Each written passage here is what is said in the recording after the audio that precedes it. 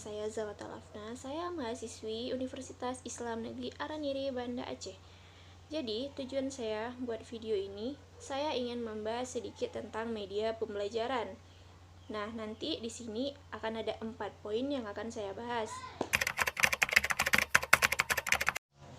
Nah, apa-apa aja nih poinnya? Jadi, poin yang pertama itu saya akan membahas media pembelajaran. Apa sih itu media pembelajaran? Apa yang dimaksud dengan media pembelajaran? Kemudian, poin yang kedua, saya akan membahas tentang jenis-jenis media pembelajaran. Terus poin selanjutnya yang ketiga, saya akan membahas perbandingan media pembelajaran yang digunakan di dalam negeri dengan yang di luar negeri. Kemudian, poin yang terakhir yang keempat, saya akan membahas tentang media apa aja sih yang cocok digunakan di prodi Pendidikan Teknologi Informasi? Nah, saya akan membahas poin yang pertama terlebih dahulu, yaitu apa sih itu media pembelajaran? Sebelum kita mengetahui apa itu media pembelajaran, kita harus mengetahui dulu nih, apa itu media dan apa itu pembelajaran. Nah, media itu adalah segala bentuk saluran yang dapat digunakan untuk menyampaikan informasi atau pesan.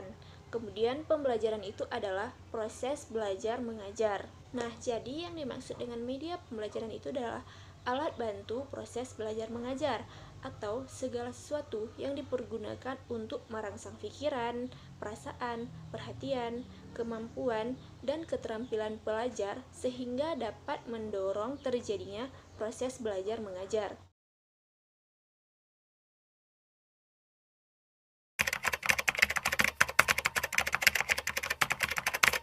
Nah, kemudian saya akan membahas poin yang kedua, yaitu tentang jenis-jenis media pembelajaran. Apa aja sih jenis-jenis media pembelajaran?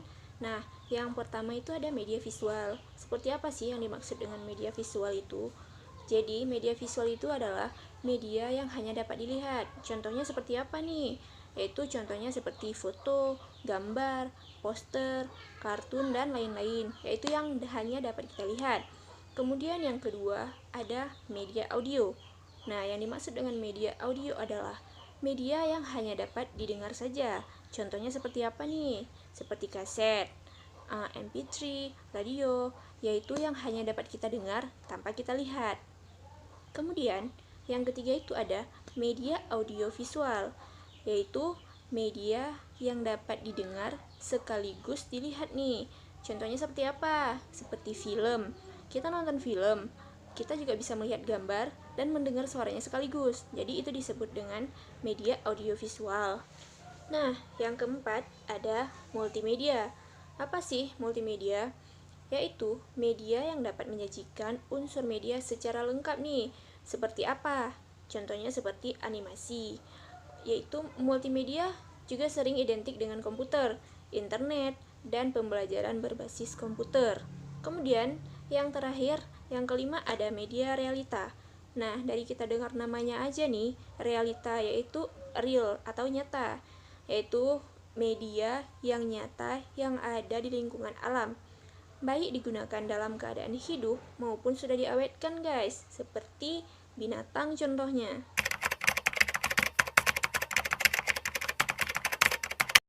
Poin yang selanjutnya saya akan membahas tentang perbandingan media yang digunakan di dalam negeri dengan yang di luar negeri.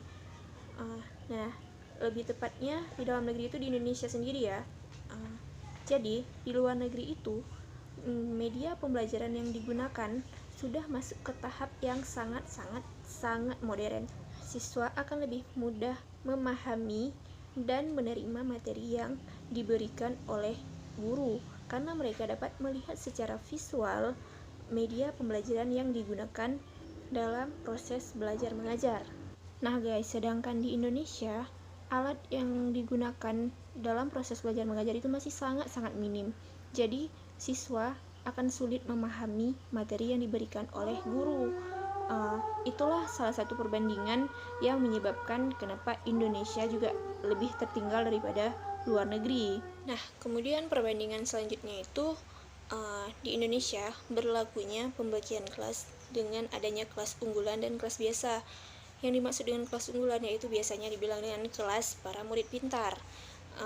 Jadi, di Indonesia, pembagian kelas itu dibagi berdasarkan bisa kita bilang mungkin berdasarkan IQ ya. Jadi, IQ-nya mungkin agak lebih di atas rata-rata, maka akan diletakkan di kelas yang bersama dengan IQ-nya yang sama. Sedangkan yang IQ-nya agak di bawah mungkin jadi akan berada di kelas juga yang dengan IQ yang setara dengan mereka. Sungguh tidak adil ya kalau kita bayangkan.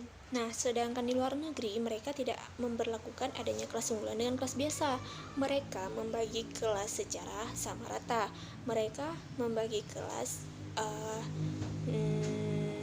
dibedakan berdasarkan jumlahnya, bukan berdasarkan IQ. Karena menurut mereka semua murid itu sama, tidak ada yang IQ-nya di atas rata. Mungkin ada memang sebagian di atas rata-rata, tapi mereka yang IQ-nya di atas rata-rata sudah pasti mereka yang mau belajar. Jadi tidak ada istilahnya yang IQ di bawah rata-rata. Jadi mereka tidak pernah adanya pembagian kelas dengan kelas unggulan dengan kelas biasa. Jadi bagi mereka semua itu sama. Nah, ini guys yang paling ekstrim ya kalau kita bilang. Karena kenapa? Di dalam negeri atau lebih tepatnya di Indonesia, di sini kita lebih mementingkan hasil akhir adalah segalanya. Padahal hasil akhir bukanlah segalanya, tapi yang dilihat adalah prosesnya. Jadi di Indonesia itu misalnya murid mengikuti UN yang hanya dilakukan 4 hari saja, itulah yang akan menentukan untuk mereka masuk ke universitas yang mereka inginkan. Sedangkan di luar negeri, contohnya nih di negara Australia, bagi mereka hasil akhir bukanlah segalanya. Semua pendidik akan dititik beratkan pada sektor prosesnya. Jadi bagi mereka proses itu lebih penting daripada hasil akhir. Karena hasil akhir akan diketahui berdasarkan proses yang dijalani. Jika prosesnya amburadul, maka hasilnya juga akan amburadul. Makanya mereka tidak ada istilah bagi mereka hasil akhir adalah segalanya, karena proses lebih penting daripada hasil akhir.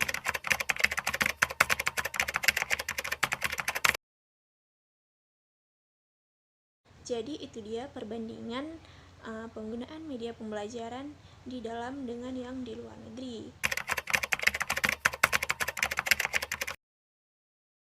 Nah, selanjutnya saya akan membahas pembahasan yang terakhir, yaitu yang keempat, yaitu tentang media apa sih yang cocok digunakan pada perkuliahan Prodi Pendidikan Teknologi Informasi, yaitu prodi di mana saya kuliah. Jadi, tadi kita sudah membahas 5 jenis media pembelajaran. Menurut saya, semua jenis media pembelajaran tersebut cocok digunakan pada perkuliahan PTI. Kenapa?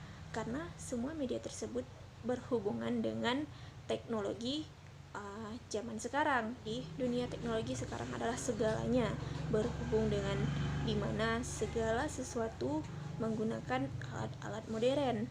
Tetapi ada satu media yang sangat menarik menurut saya, yaitu media audiovisual. Nah, kenapa media audiovisual? Karena media ini tidak hanya dapat didengar, tetapi juga dapat dilihat. Contohnya, seperti kita membuat video. Jadi, kita bisa mempresentasikannya dengan melihat langsung gambar atau video yang kita buat. Tapi kita juga dapat mendengar suara dari video tersebut. Atau kita membuat sound slide atau slide yang bersuara. Kita dapat membaca slide-nya dengan melihat, dan kita juga dapat mendengar suara dari slide yang telah kita buat. Jadi kita akan lebih gampang untuk mempresentasikan suatu karya kita.